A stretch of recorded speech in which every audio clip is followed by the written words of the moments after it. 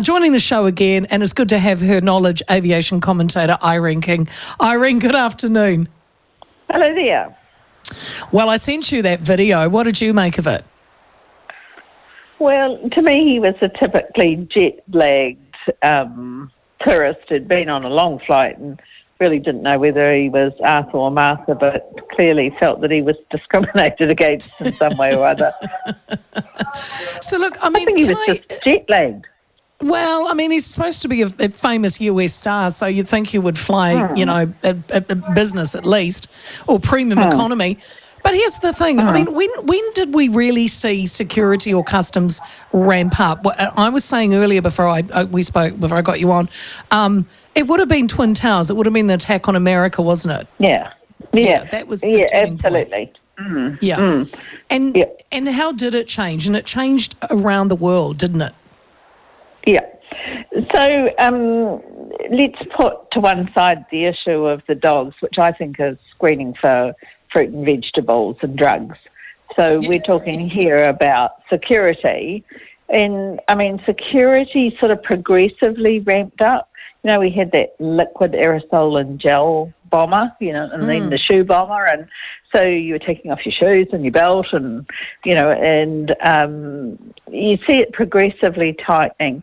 Now I think they've pretty much got it to the point where you walk through and I mean, they detect things on me that I don't even know about. Like apparently I had some cardiac pacemaker showing up on their machine. I said, I don't think so.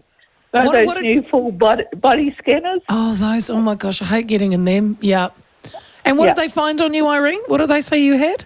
Well, they reckon I had a pacemaker or something. But you know, it looked pretty exotic to me. Whatever was there. But I said, well, maybe it was the person in front of me or behind me because I definitely don't have a pacemaker. So, you know, I think now, if anything, security.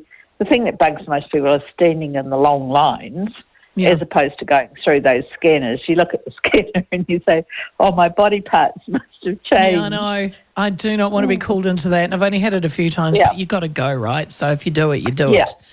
Yeah.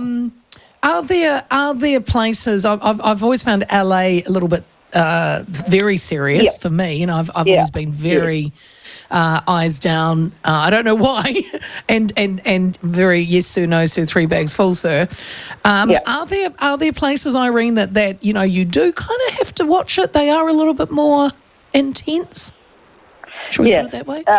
Definitely LA, and that's because it's concentrated through Tom Bradley, or the new equivalent of Tom Bradley, you know, because you've got lots of multinational operators going through one terminal. And they do seem pretty sour, and you don't look at them and you sort of shuffle through and you hope that they don't pick on you. But, you know, here in New Zealand, I think it's, you know, pretty, it's not offensive here in New Zealand. No. You know, they're there, but they are pretty welcoming. You know, they reflect the typical Kiwis. And so, you know, some of the airports reflect the national ethos of it, you know, the country. So you can expect to be pretty more military. Well, I won't say where, but you get the picture. Well, I mean, I know when I landed in Istanbul, I was quite put back by the police there. I walk around with full-on assault rifles. Yeah. I mean, they're not touching you; they're just wandering around the airport, and I hadn't seen that before, and that's an eye opener. So you've got to, I think, when you're travelling, you have to be aware that the countries that some countries you're going into, you know, they will have fully armed police there. The security staff possibly will be armed, and you do have to, you know, just be aware of it. Are there any? Can you refuse to be searched in an airport, or once you're on their property?